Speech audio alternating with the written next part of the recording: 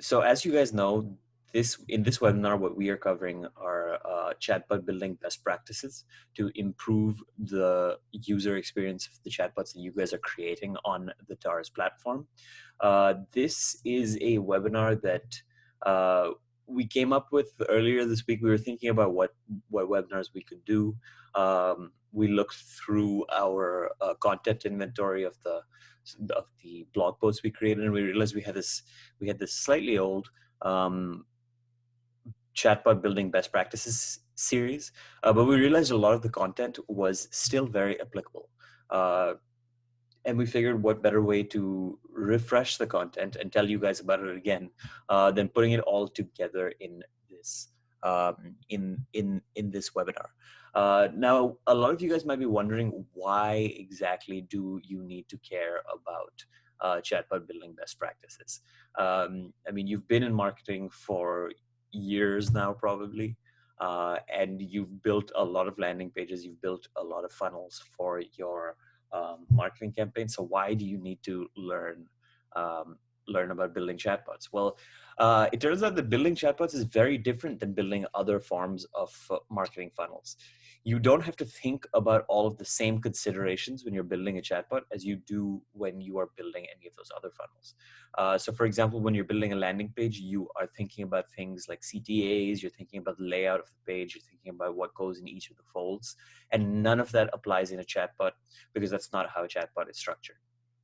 Instead, what you have to think about is the way the chatbot talks, the messaging that the chatbot sends, how the branching of the conversation is going to go. And those are skills that most marketers haven't been exposed to, just because the technology of chatbots, conversational technology in general in a marketing context, is relatively new. So this webinar is an attempt to give you guys a sort of quick run through of the 5 most important, small but important changes that you can make in your chatbot to improve the user experience considerably. With that, let's begin. As always, we like to start off with introductions for the newer attendees who are with us today. I'm Arnav. I am a content marketer here at TARS. And what that means is I create content like this webinar to help other marketers learn more about chatbots and learn more about our company. My co-host today, Levi, you want to give yourself an introduction? Absolutely. Levi, I am a chatbot specialist, which means basically I build a lot of chatbots, and most of my day to day is thinking about chatbots, how to implement them, best practices, stuff like that. And particularly, my specialty is very large, complex, enterprise level, and government type solutions. So that is what I do. And as a company, we generally at TARS focus on helping companies boost their conversion rate using chatbots. We've been doing that since 2016. Essentially, what that looks like is replacing your top funnel lead capture method, user engagement method with a chatbot or a conversational landing page. So replacing your landing page, replacing your form with a chatbot because it's more engaging and converts at a higher rate. And it's important to note that in the context of this webinar, a lot of the best practices that we are giving you are in service of getting you that higher conversion rate at the end of the day. With that, let's jump right into the actual tactics that we're going to be talking about.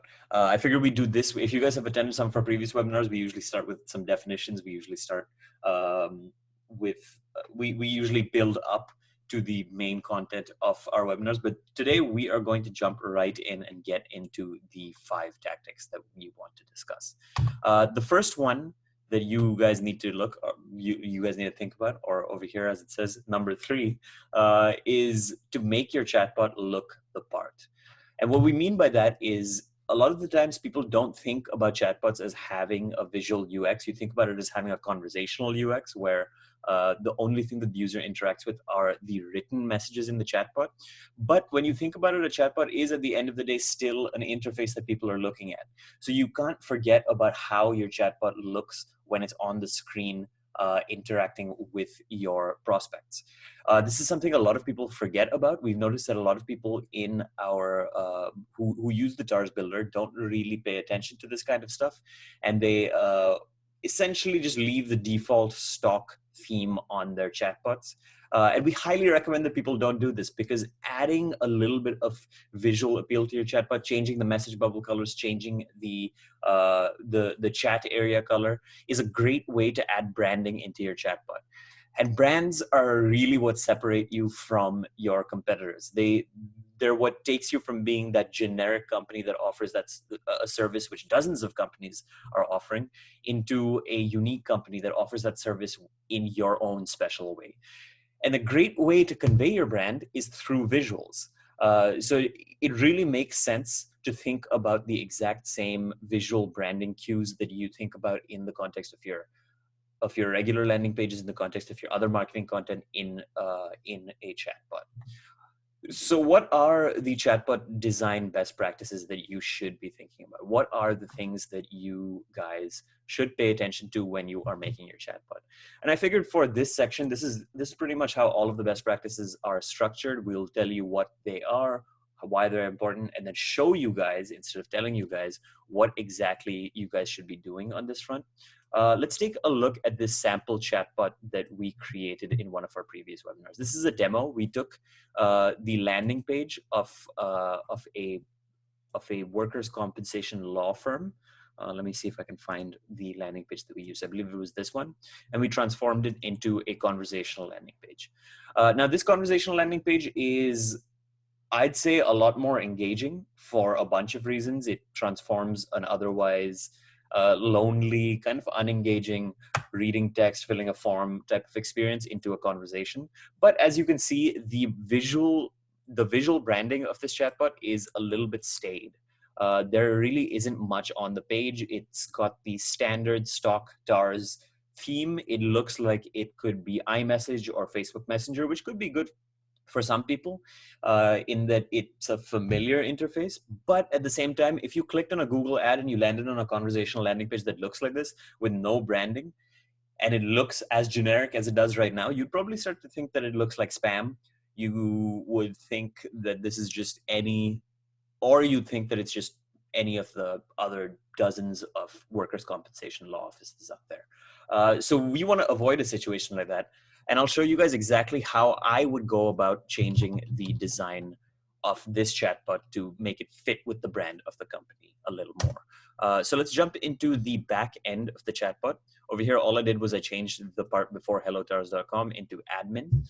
Now we are in the back end of this chatbot. We can go ahead and change the design. What you want to do to change the design is go to the design section of the builder. It's on the left side in this menu over here. And that will give you the option to play around with 4 levers in the design of your chatbot. Now, broadly speaking, there are four aspects of a chatbot design. Let me see if I can open this chatbot in a new tab. So I can just show you guys over there. There are 4 aspects of a chatbot design that you want to pay attention to. There is the chat area. So it's this white area over here around the message bubbles. There is the chat background, or the page background, which is the gray area around the chatbot over here. And then the last 2 are the 2 different types of message bubbles. So there are the message bubbles that the chatbot is sending, these gray ones, and then there is the user input message bubbles that the user is sending. So over here, if I say I have a question, this message bubble is blue over here. Now the first of these elements, which I usually decide to give a color, is the chat area, because this is the part of the chatbot. So it's this white area over here around the message bubbles. This part of the chatbot is in contact with every single other element that I was talking about. So it has a border with the user message bubbles, the bot message bubbles, and the chat area. So I usually like to decide what I want this area to be first. Now, there are a couple of different ways you can go about deciding what color this area should be. The most obvious one is to just leave it white. I am a big fan of this because I like white chat backgrounds. I think it makes the chatbot look kind of understated, but you can still add design through the other elements. What some other people do is they either go with the primary color of the brand. So over here, jumping over to this law firm's landing page, it seems like their primary color is this yellow over here. So we could we could theoretically use we could theoretically use that form of yellow. Or what we could do is we could take their logo and drop it in the background as well. So over here, let's see, take a look at how that actually happens. If I jump into the make section, we have this URL. What I can do is I can take that URL, jump into the design section, select chat background over here, so that decides the chat area, click on image, and drop the logo. So that's what it would look like. If I hit save and publish, move to the next next screen, you can see that the logo is in the background. Now this is a great option to go with if you are not using the logo in the very first gambit over here, because otherwise it shows it's essentially showing double branding. But over here, it doesn't seem to be too much of an issue, but you ideally want to avoid the situation, because now if someone lands on the screen, they're looking at two logos of your company. It's not ideal. So usually what I like to go with in a situation like this is just a plain white background. Now, what I like to do for the message bubbles, if I go with the plain white background or I just add the logo in, is I make the message bubbles for the bot the primary color of the company. So the way I usually do that is I actually find I'm actually showing this to you guys because a lot of people have asked me this before in previous webinars, what tool I use to pick colors. So I get a color picker Chrome extension, and I use that to select the color from the from the from the original landing page. So over here we have the color picker. What we do is we click on it, we point it at whatever, I don't know why it's not working right now, but that's weird. But it doesn't seem to be working right now, but we can work around it. You click on the color pointer tool over here. It allows you to, oh, there we go. It allows you to select which color you want. Over here, we can see that the yellow is the primary color of this law firm. So I'm going to select that primary color. I am going to jump back into the design section, and then we can select the bot message bubble color and drop that hexadecimal code over here. It changes the bot message bubble colors into the primary color of the company. Now for the user message bubble color, the tactic I generally like to take is look at what your current CTAs are. You've already gone through the effort of picking a color that matches for your current CTAs with your primary company's color. So just use that CTA color, because in some sense, this user input over here is the CTA that your customers are interacting with. So we're gonna, again, take that color picker tool, select the color that is there in the CTA, copy the hexadecimal code, and drop it into the place where you can select the user message bubble color. So we select the second bubble over here, we drop that hexadecimal code to change the color of the user input bubbles. Now, the final piece of this puzzle is to select the page background. Now, again, over here, my approach is generally just to make it a solid white color. And the reason I like to do that is because when you are viewing it on desktop, that's the only place you really see the the page background. I like the white background on the white chat area, because it almost feels like they're just an extension of each other, and it makes it feel a little bit more integrated with each other, the chat area and the page background. So that's how I generally approach creating a visual brand within the context of a chatbot. As you can see, this looks considerably better than the generic blue and gray that we had before. It looks a lot more like the other assets that this law firm has. So if we look at the landing page, for example, it's primarily white, blue, and yellow, and we've transferred that same visual branding over to this chatbot. And actually, I opened up the chatbot and I didn't refresh this page over here, so you can see what it looks like before, and now you can see what it looks like after. And I'd say that it's a considerable improvement. Levi, do you have any other input to add over here about how they can improve their visual branding? Yeah, well, I would just say, right, so you were talking about this before, but the brand is in the message bubble. If we remove that, then the brand in the chat background is visible visible on the first 3 messages. So right now Right. it's kind of covering it up because that message, and removing that would push the message bubbles up. We would see the brand, and really that's critical in that intro, right? So Right. we want the brand right under the message bubbles, um, and right above the CTA. So when putting that brand in the background, it really does do a lot of work there. It does get covered up as you start chatting, but the point is, once they're chatting, they're already in. Like Right. they're already interested, so it's all Right. good. It's just a matter of making sure it's visible in the beginning. Right. And one other thing I would add is there are outside of the design section, there are other design elements like icons that are important to Right. how you're visually representing this chatbot. So beyond that, which we've seen a few examples of that, are the icons. These are great to just give your user another little bit of a breadcrumb on where they're going, why they might select something, a visual cue. Right. So don't forget about your icons.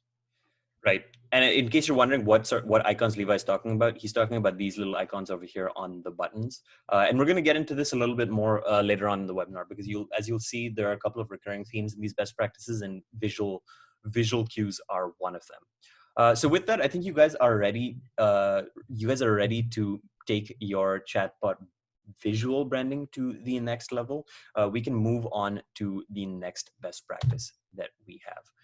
So the next best practice that we want to talk about is message length. This is something that a lot of people don't think about because they're not used to thinking about it, as we mentioned at the beginning of this webinar.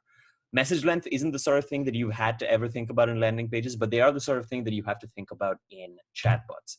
And what message lengths essentially are, it's pretty self-explanatory, but message length is how long the messages are that you send to the user in your chatbot conversation. And actually, we can also throw in the number of messages you send to a user at one time. So if you send 5 really long messages, that's a really long message length, because at once you're asking the user to read all 5 messages. Now, the reason message length is important in the context of a chatbot is that message length is pretty much what decides the value of a chatbot. So over here, if you think about what makes a chatbot useful, if you're looking at this comparison over here, what makes the chatbot useful is that it takes this information-rich experience of interacting with a landing page where you're reading through a bunch of text, and it transforms it into an experience where you are actually reading through a little bit of text at a time. So you click on a user input option, it shows you one message that's maybe tweet length, and then you continue with the rest of the conversation where you're, again, reading these tweet length messages. That transformation from an information heavy approach to an information light approach is usually what makes the conversion rate go up in your chatbots, because people aren't getting overwhelmed with the information you're throwing at them. So when you think about it in that sense, message length is the reason that your chatbots are boosting your engagement and boosting your conversion rate. So they are something that you should be paying attention to in your chatbot conversations. Now, to close this out, what should you make your ideal message length? What should your message length look like? I'd say that you want to achieve the same, you want to achieve like a sort of Goldilocks principle over here. You don't want it to be too long. You don't want it to be too short. So don't send an essay to someone. Don't send one massive message, which has like thousands or even hundreds of words in it. That's not ideal. Equally, don't send messages that are too short. You want to be as concise as possible, but after a point, if you send just snippets of a sentence one at a time, that's super annoying. We all have that friend who isn't able to finish a complete thought in one message bubble. And it's extremely annoying when you're chatting with them in your regular messaging apps. It's extremely annoying when a chatbot does that instead. The rule of thumb that I like to use when I'm deciding a message length is to send tweet length messages. So 280 characters, 140 characters. I generally go with 140 characters because 280 is just unnatural for a tweet. But 140 characters is generally a good bet when it comes to deciding how long each message should be. Actually, a fun fact, the reason Twitter went with 140 characters initially is because that was the character limit on an SMS, so a text message. And they decided to use that for decided to use that for Twitter as well, because they figured if you can fit everything into a text message, it's going to be super concise. It's going to be a concise enough thought to share with the world. With that, let's jump into another example. We're going to be looking at the exact same chatbot. We can jump into the back end again. Now over here, you'll notice that when I click on I have a question, let's refresh the page. If I click on the I have a question button over here, and then I click on, I prepared a little gambit for us to play around with. If I click on what happens after I book a review, it automatically sends you this massive chunk of text telling you what happens after you book a free case review with these law offices. Now, this giant block of text over here, it takes a little bit of concentration. It takes a little bit of focus to decipher. As a prospect, you're not going to look at this and know exactly what they're talking about. You can see vaguely a couple of timings over here. You can see free case review in the bottom, but you are going to be glancing over this. And that essentially takes your chatbot back to the paradigm of this traditional landing page where you're just glancing over it as a prospect. And that's the situation you want to avoid, because the beauty of chatbots, the beauty of chat interfaces, the beauty of chat conversations is that you can have these short messaging back and forths that make it easier for the user to digest information. So the way I go about dissecting this massive message that I want to send out is, first of all, I just split it up by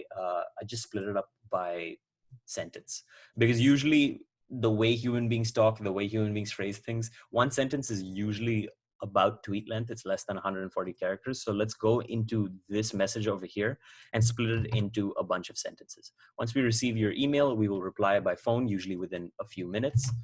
If you contact us after business hours, we'll call you the following morning, and then it goes ahead and tells you the work timing. So during the week, our business hours are 6:30 a.m. to 8 p.m. I'm going to make that bold. And on the weekends, we're here 8 a.m. to 6 p.m. on Saturday. Let's make that bold again. And 8 a.m. to 5 p.m. on Sunday. Okay, new sentence. So now let's take the rest of that, move it to a new bubble. We will provide you with free consultation with absolutely no obligation. I don't think we need that because it's already telling you that they're giving you a free case review. They don't need to know that you're getting a free case review. Again, you have it in several places in this chat conversation. So again, we're shortening the text that we're sending. We're not trying to send this massive essay. And then we have 2 more sentences, so we can split that up into 2. Now, if we hit save, we hit publish, and we open the chatbot up again, we can jump into the exact same question and see the difference that message length makes in this context. So over here, we click on I have a question again. We click on what happens after I book a review. And as you can see, the experience is way more conducive to quick reading. It's sending you one message bubble at a time, and each of these message bubbles is relatively short. So you're focusing on a lot less information in one go as a prospect, and that makes it a lot easier to interact with when you're a prospect in the context of a lead gen flow. Again, if I switch between these 2 options over here, even though these message bubbles are spaced out, so it actually takes the exact same amount of information and distributes it across a lot more space on the screen. That makes it a lot less dense. It gets around that information overload, getting overwhelmed problem that we were talking about in the context of a landing page. Levi, anything else you want to add? Anything you think I missed over here? Well, I mean, I would say, this is a great example of breaking it down, but at the same time, like, I'd be removing a lot of information still. So this is just a very global view of how to deal with this, but at the same time, it's like how much in writing, like professional writing, there's a saying called "kill your darlings," which everybody loves, like what they wrote, right? And they think it's the best copy ever. But you have to have the mentality of cut it if it doesn't matter, get rid of it, and reduce. So one thing with message length, I think that's important, is also how many message bubbles you display in one after one interaction. Right. So I like to keep it to a three message bubble average is where I like to hover around. Sometimes you need a few more. It just depends on each situation, but three typically is easier to consume. It doesn't overwhelm. And if your user has to scroll the message um, up and down on the chatbot, you're probably putting too much in front of them at once. So even if you have a lot to say, add a continue button or a next button Right. and send that next bit of information, but Right. don't overwhelm upfront. Right. I agree. So, for example, over here, the message that I would definitely remove is the second one over here. I think it's implied when you say during the week or business hours are 6:30 a.m. to 8 p.m., et cetera, et cetera. It's implied in that message that that's when they're going to call you. It doesn't make sense to say that we're going to call you during business hours. That's a pretty obvious statement to make. Most people know that you're going to do that. So I just dropped this message altogether. It makes the entire messaging flow a lot shorter, a lot more concise. Jumping back to our best practices, we can move on to the next one, which is to pay attention to message delays. So one thing you might have noticed about the messages that we just showed you was that the messages all went in one go. Now that's because we didn't have any message delays. Message delays are essentially the amount of time in seconds that a bot waits before sending the next message in the queue. And it's usually accompanied in most chatbot platforms with the typing animation. So in our chatbots, for example, when a bot's sending a message, it sends the first message and then it shows a typing animation for a couple of seconds, depending on how much you set the message delay before sending the next message. Now, message delays are important for essentially two reasons. First of all, they make your chatbot feel a lot more human. Uh, when you're thinking about what makes a chatbot, what makes a chatbot better than a landing page, it's that it is having this conversational interaction with your prospects. And part of what makes a conversational prospect more engaging is that it's simulating a human interaction. It makes the prospect feel like there's someone from the company actually taking out time to speak with them in the sales process. Now, one of the things that you have to do to make your chatbot feel more human is add these little human idiosyncrasies to the chat experience. So I don't know if you guys have watched the show Westworld before, but in the first season, one of the key points is that they have these things called reveries, which are these tiny little touches they add to their AIs to make them feel a little bit more human. And you can think about message delays in that same way. You're adding a slightly longer message delay before you send a longer message, because it usually takes a human being a little bit more time to type out that message. And you want to give the prospect the impression that there's actually someone sitting back there typing out the message, even though it's a completely automated chatbot. The other aspect of message delays that a lot of people don't talk about is that it gives your prospects time to read the older messages in the queue. One thing that I absolutely hate when I'm interacting with a chatbot is when the chatbot sends a lot of messages really quickly without enough of a delay between them, and I can't read the first message before it gets pushed up the screen by the newer messages that are popping up. And I can actually show you an example of this again when we go into the live build section of this particular best practice. Let's think again about the exact same what was it? The FAQ that we were taking a look at. What happens after you request a call from this law firm? If I jump in here and I click on I have a question, and I click on that same FAQ all over again. So what happens after I book a review? It sends me the first one. Once you receive your email submission, we will. And before I can even finish this first message, the newer messages are pushing that message up. And as a user, that doesn't give me a good user experience, because now I've started reading this first message. I've had this jarring experience where it's been pushed away from my eyes on the screen by the newer messages that are popping up. I try to read the newer messages, but before I can even finish the newer messages, there are still newer messages popping up, pushing these messages up. Now, what ends up happening is I have to wait for all of these messages to appear before I can actually do anything.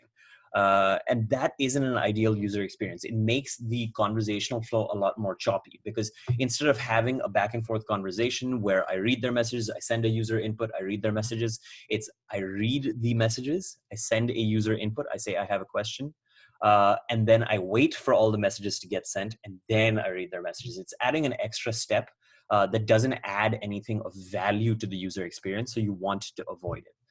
Now, in terms of what rules of thumb we use to apply message delays to our messages, I'm actually taking this from something that Levi posted in the TARS community, which you guys should totally join, by the way. We'll drop a link in the chat. But he generally, Levi, correct me if I'm wrong, you generally go with 1.5 to 2 seconds per line of message that you send? Yes, and that's a line in the builder. So a line in the actual builder side, not a line on the front end of the chatbot. Right. So over here, let's jump into that same FAQ. Over here, you can see that we have 2 lines over here. We could make it so is a key point to note about these message delays. The message delay you want to take a look at if you are thinking about how long is it going to take for someone to read this message over here. You're not thinking about the message delay associated with that message, not this green bubble over here, which says 1.0. And actually, before I jump into how you can, what message delays you should add, I should probably explain to you guys that the message delays in the chatbot builder are these green bubbles to the left of the message bubbles. This indicates how many seconds the chatbot is going to wait before it sends the message bubble to the right. Now, in the context of giving people enough time to read the messages, if you're thinking about how much time it takes to read a particular message, the message delay you want to think about is the next message delay over. So over here, we want to think about how long it's going to take for the prospects to read this first message. We are going to think about how long we're going to wait before sending the message after. So over here, Levi said 1.5 to 2 seconds for each line. Let's go ahead and give this message delay over here a value of 3. So now we're giving them 1.5 seconds per line of message over here in this first message to read before we send the second message. Similarly, let's take a look at this message. There are 3 lines over here, so that's going to take about 4.5 to 6 seconds to read. So in the next message, what we are going to do is we're going to set the message delay as maybe 5 seconds. Again, we have another 3-line message over here in the third message. So the final message, we're going to give it a message delay of 5 again. If I hit save, I hit publish, and I open up the chatbot again, we can see that the message delays will have changed. So over here, it says, welcome to the law offices of Larry H. Parker. We're going through the exact same flow again. Click on I have a question, select the what happens after I book a review option. Once we receive your email submission, we'll reply by phone, usually within a few minutes. During the week, our business hours are, okay, now I have a sense of their business hours. While the information you submit is treated as confidential, please note that there's no attorney-client relationship until the retainer agreement is signed. Get a free case review to get more info. As you can see, this is already a more, this is a less choppy experience. It's a more smooth experience for the user because they are not constantly getting interrupted by these message bubbles moving across the screen, interrupting their reading. So this is why you really have to pay attention to message delays in your chatbots. The one thing I will add to this before we move on to the next best practice, as you can see over here, it says, but feel it out.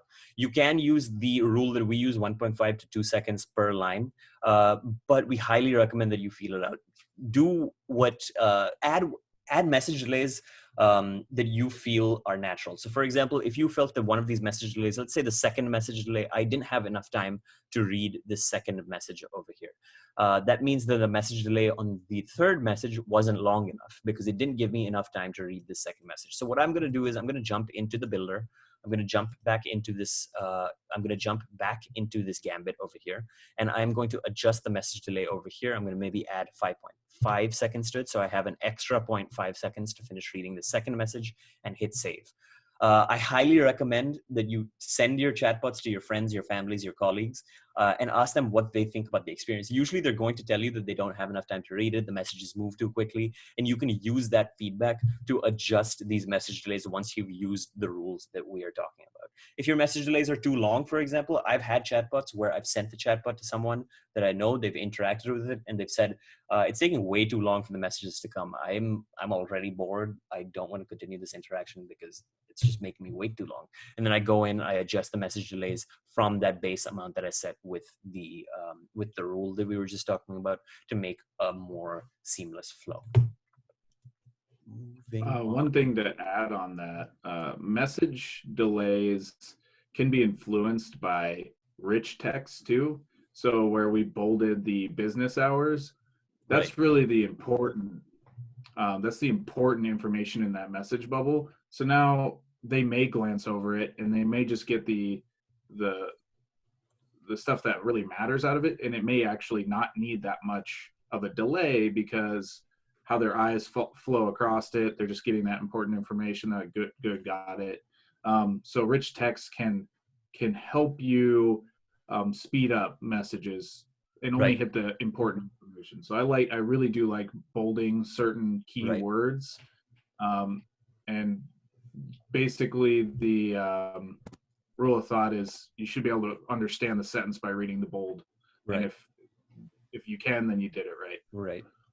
And I Which think rolls that's into our perfect. What Levi's talking about is perfectly encapsulated in the comparison between these two messages over here. Now, it's probably going to take the user a lot less time to understand what is being explained from this second message than it is this third message, just because we can see all of these times bolded over here. So if we say if I'm a user and I'm looking through these messages, I can glance over and I know that the business hours are 6:30 a.m. to 8 p.m. And then on the weekends, 8 a.m. to 6 p.m. on Saturday, 8 a.m. to 5 p.m. on a Sunday. Even though this message is 3 lines long, I've only had to read maybe 1 line or 2 lines at max worth of text.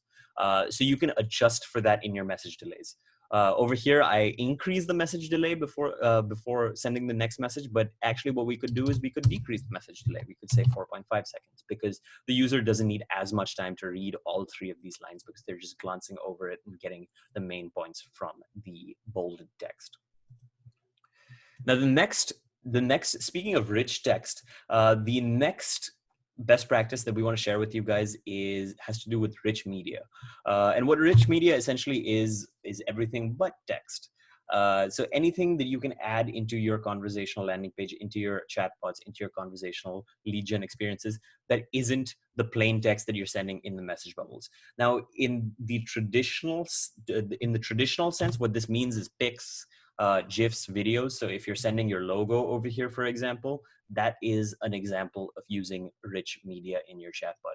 If you send a GIF in your chatbot, we do this a lot at DARS. If you send a GIF in your chatbot, that is another example of sending rich media in your chatbot. If you embed a video in your chatbot, if you have a YouTube video that you want to show your you have the YouTube video you want to show your prospects and you embed that into a chatbot message, that is an example of adding rich media. But there are some forms of rich media that a lot of people don't really talk about. They don't talk about much, but they should be, because you can embed them in your chatbot. And those are things like emojis, slide decks, and general HTML embeds. Now, this last one is a little vague, but you can think about it in the context of a Google Map embed. You could take a Google Map embed of your office and then drop it into your chatbot to give people a sense of where your offices are located on Google Maps instead of just giving them a plain text address. Or you could add emojis. For example, over here it says get a free case review to get more info, and we have the emoji pointing down to the user input options. Now that emoji, it's a tiny little piece of rich media, but it is still a visual cue for the user to look at. It's not a piece of text. Similarly, slide decks, if you upload something to SlideShare, you can embed a slide deck in the middle of your chatbot. Now you might be wondering why you'd ever want to add a slide deck. Well, it's the same rules apply to pretty much all rich media. For some reason over here, we don't have all the text filled out. But essentially what the rule of thumb is, sometimes text isn't enough to convey the message that you want to convey. You have added functionality that you want to incorporate in your you have added functionality that you want to incorporate in your chatbots, and that added functionality isn't possible through text. So for example, what I mentioned earlier, if you want to add the Google Maps embed, That is not going to be possible with just plain text. If you could throw in your address with just plain text, but it's not going to be the ideal experience for the user, because if they have a Google Map embed, they can click on that, it'll drop them right into Google Maps, and they can navigate their way to your shop, they can navigate their way to your office. So when you want to add added functionality, when you want to break up a lot of text, that's when you really want to add rich media. So again, we can go through an example over here because I think that is the best option. Let's go ahead and clear out some of this stuff from my tabs.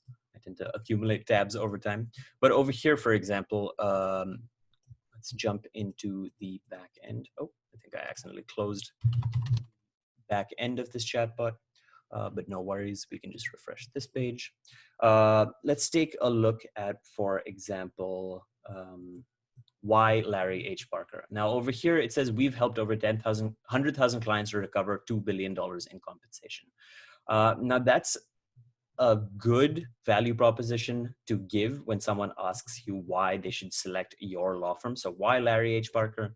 We've helped 100,000 clients recover over $2 billion in compensation. But it's probably a lot more compelling if you convey this exact same messaging through something like a video. So for example, I know that this law firm has a bunch of videos on their YouTube channel. What we can do is we can jump in here and we can embed one of these videos somewhere. So if I click on one of their videos, let's try this one, copy video URL. I'll show you exactly how you can find the embed code and add it into your chatbots. If you scroll down a little bit, hit the share option, and then select the embed option, it'll give you some embed code. Now, all you need to do is take this embed code. I highly recommend that you adjust the width and the height of the embed code just because it's a little big to start out with. I changed it to maybe 200, oh wait, 250 maybe, or 300 by 200. Let's go 300 by 200. And then I'd copy it. We can copy that, jump into the builder, add a new message bubble over here that's blank, and then just paste the embed code over there, and then you have a YouTube video embedded. If I hit save over here, hit publish, and open up the chatbot in a new tab, what we can do is we can actually see that video in the middle of a chat. And that adds an extra little bit of compelling messaging in the chatbot that makes it a lot easier for the prospects to understand what you are trying to convey to them. Now, similarly, you can do this with images, you can do this with GIFs, break up the text that you are showing them, show them infographics, add functionality to your chatbot that you can't do with text, using rich media. Now, a good rule of thumb for this is if you're trying to explain something and it's taking up like 10 messages in the exact same gambit, like Levi was saying, you want to be as concise as possible. If it's taking a lot of space up, then it's probably a good bet that you want to add a video or an infographic or an image to explain that piece of text instead. Because as people say, a picture is worth 1,000 words. You can explain a lot more in a single image than in a bunch of message bubbles. So you can go ahead and replace that with an image or a video. As you can see over here, the video has been embedded, and without actually leaving the chat experience, the users can take a look at this video and get more convinced about going with this particular law firm. Now, with that, we can move on to the final best practice that we want to take a look at in this webinar, and that's user input acknowledgement. Now, we saved this for the end because it has a lesson that I think is applicable to all chatbot best practices and how you implement them. But first, let's begin by talking about what user input acknowledgement is. Now, user input acknowledgement, I couldn't really think of a fixed one-line definition that you guys can take away from it, but it's something that we're all familiar with because we use it every single day when we're chatting with our friends and family. So over here, for example, in this chat conversation, user input acknowledgement can be seen over here immediately after they've submitted their user input. Surprise, surprise. So they said, get a free case review. And before asking them the next question, what we do is we say, great, I need a few details to get you set up. What is your name? Now, this is an example of user input acknowledgement. We are acknowledging the user input that the user gave us before moving on to the next question in our lead generation flow. The reason this is important, again, is twofold. First of all, makes the bot feel more human. And again, recurring theme, we've mentioned this in the context of a couple of the previous best practices, but it is true. If you were to interrogate people, if you were to send one message after the other without having user input acknowledgement in between, it would make your chatbot start to feel like an interrogation. It wouldn't feel like there was an actual person on the other end who's responding in the way a human would. It would sound like a robot who's trying to interrogate you. And you want to avoid that situation because that makes for a poor user experience in your chatbot. The other thing that adding user input acknowledgement does for your chat interaction is that it gives your customers a better customer service experience. So this is again related to the first point. If you're getting interrogated, that's not a good customer service experience to be engaged in. If someone's just bombarding you with questions one after the other, that's not a lead generation flow you want to complete. You don't think about it much when companies actually do it, when companies actually go to the effort of giving you that good customer service experience, treating you well as a customer. But when it's not there, it's telling. And when it's not there, you generally will drop from a landing page, or you'll go to another business, you'll go to a competitor. And we can actually see an example of that in the same chatbot over here when we go into the lead generation flow. So over here, instead of clicking the I have a question option, what I'm going to do is I'm going to jump into the lead generation flow, and you can see how this manifests itself. Let's refresh the page again, just for good measure. Injured on the job, we'll fight for the workers' compensation benefits you deserve. Get a free consultation. What is your name? Now over here, I said get a free consultation, and before saying anything else, it immediately said, what is your name? That's not an ideal situation to be in. Ideally, it should have acknowledged my user input over here. But if I share my name as well, it is going to move on to the next question. Tell me a little bit about your case. This works. It will capture the lead, but as I mentioned before, it is not doing it in the best way possible. You can add user input acknowledgement over here to improve the customer service experience. So what I would do in this situation is I jump in. So let's see, that was name and case details. And before saying what is your name, I'd add that user input acknowledgement that I talked about before. So great. I need a few details. Get you set up. And then I'd actually add something over here. I'd say first, easy one. And then we can say, what is your name? So what is your name? Let's not forget about the message delays. So let's make it 2 seconds and 2 seconds, hit save. And that's automatically going to be a better user experience. Over here, if I go into the lead generation flow again, you'll see that it is a far better customer service experience. Get a free consultation. Great, I need a few details to get you set up. First, an easy one, what is your name? Now, this feels a lot more human than just a point blank, what is your name question. It feels a lot less like an interrogation, and it improves the lead generation flow. Now, we can also jump into the case details gambit over here. We didn't add user input acknowledgement. They share their name with you. They didn't add user input acknowledgement. What we can do over here is we can actually acknowledge the fact that they gave you their name. So usually when I'm in a conversation with someone, what I do is if they give me their name is I say nice to meet you and then their name. So over here we can say nice to meet you. Then we can use data referencing, so double curly braces to say ursp.name. Now what this is going to do is it's going to pull their name from this name gambit over here and input it into the, so let me stop sharing my screen. It's going to take their name from this name gambit over here, and it's going to input it into the case details gambit it's going to input it into the case details gambit to give the user a little bit more of a personalized user experience. We spoke about this in one of our webinars last week, the one that didn't record actually. So if I publish this chatbot and open it up, you'll see that now when I go to the next gambit in the lead generation flow, it is going to actually call me out by name instead of just asking me point blank, what is my case? What is the case that I want to submit? So great, I need a few details to get you set up. First, an easy one, what's your name? Now you'll notice that this is actually taking a little bit more time to read than if I just asked, what is your name? That is true, but the overall experience is better. And we found that it makes people more likely to convert when you give them a little bit of acknowledgement. You don't want to go overboard again. thinking about message length, thinking about message delays. But adding maybe a couple of extra seconds, a couple of extra pieces of text just to round out the entire customer service experience can go a long way in making the user experience better. So over here, as you can see, I said, my name's Arnav Patel. They said, nice to meet you, Arnav Patel, the chatbot. Again, nice touch. It's something we don't really think about when it's there, but when it's not there, it's telling. It feels like an interrogation, and you want to avoid that situation. Now, a couple of other rules of thumb that I like to go with when I'm using a lead gen flow and I want to acknowledge people's user input is first, acknowledge everything they sent. That's obvious. That's in the name of this best practice. Pay attention to user input acknowledgement. Prime them for what's to come.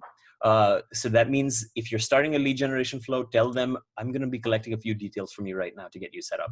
So for example, if we jump back into this chat conversation over here, it says, great, I need a few details to get you set up. This is priming them for what's to come. I'm going to ask them for a couple of details in this chat messaging flow. Just be as clear as possible. We found that usually reassures the user. They don't think they know that there is an end to the conversation, and that makes them more likely to actually finish it because they know they're not going to be stuck in the chatbot answering questions for hours. And then the final thing is to thank them for sharing personal details. So for example, over here, if I actually go through the chat flow, it says, got it. I passed passed on your case to one of our top attorneys. Could you share your phone number in case they need to get in touch? So let me share a phone number. Let's see. Thank you for your patience. We will help you get the compensation that you deserve. Now over here, they've shared their phone number with you. That's a pretty big deal in 2020 because in the age of robocalls and spam text. So you want to thank them for taking that step. You want to thank them for trusting your company and sharing their phone number with you. It's also a great way to end the conversation by thanking them for their time. It's just good customer service best practice. So we like to add a little bit of a thank you, especially when they share things like their contact details, their phone number, their email. If you're in the finance space, if they share something with you like their social security or a credit score, thank them for that, because it's a big deal to share something like that online. And the fact that they're trusting your company is definitely worth the thanks. With that, I think we're done with the 5 best practices that we had planned for this. Levi, is there anything else you want to add to the acknowledgement best practice that we just spoke about? I guess I could just say that there's other than these generic ways, well, it's not really generic, I guess, but I guess what we would consider generic ways of like acknowledging their name. I've seen a couple really interesting ways of when somebody selects their state, the chatbot says, "Oh, that's cool. You're from," in particularly selects Montana, and they say, "Oh, that's cool. You're from the Big Sky country. Beautiful, beautiful landscapes up there." Like something really personal about where you're from goes a really long ways in that user interaction. They feel like so much more vested in the experience when you talk about specifics of them, because it really relates to them. Right. So with that, we're actually done with the best practices for this session. If you guys have any questions, you can drop them in the Q&A section. You can drop them in the message, in the chat section, and we'll be more than happy to answer them. Levi and I will stick around for a little bit. But I hope this session was useful for you guys. If not, as well, we can close out the session and call it a day. I think we're going to do that. All right. Thank you guys for joining us. If you guys want to reach out to us, you can contact us through any of these channels over here. You can call us, you can email me, or you can go to our website and book a demo with us. Thank you guys for joining us. We always enjoy giving these webinars to you guys. We'll send a recording out to you guys later in the week. Thank you. Have a great rest of your day, everybody.